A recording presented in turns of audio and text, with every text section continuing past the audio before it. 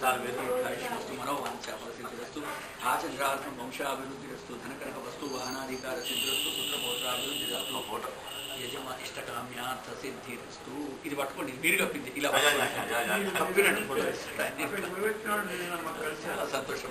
మీరు పెద్దలు వీళ్ళందరూ చదువుకున్న వాళ్ళు ఒక్కొక్కరు 50 సార్లు భాగవతం వినేవాడి వాళ్ళకి చెప్పేవాడి కాదు.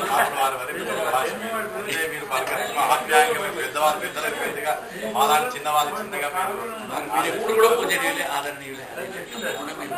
వైదిక ఎందుకంటే ఈ రోజు మీరు నాకు చాలా మొదటిసారా? మొదటిసారి నేను 9వ భాగం రథసప్తమి రోజు అందులో చాలా మంచి రోజు. అయ్యా ఓం భాస్కరాయ విద్మహే మహాద్యుతికరాయ ధీమహి తన్నో ఆదిత్యః ప్రచోదయాత్. ఓం భాస్కరాయ విద్మహే మహాద్యుతికరాయ ధీమహి తన్నో ఆదిత్యః ప్రచోదయాత్. ఓం భాస్కరాయ విద్మహే మహాద్యుతికరాయ ధీమహి తన్నో ఆదిత్యః ప్రచోదయాత్. ఇది ఆదిత్య గాయత్రి.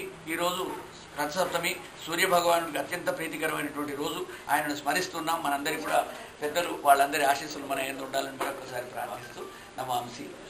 పొద్దున సౌర సూక్తం కూడా చేసుకుని వచ్చేసరికి ఆలస్యం. అరుణపాణి చేశారా?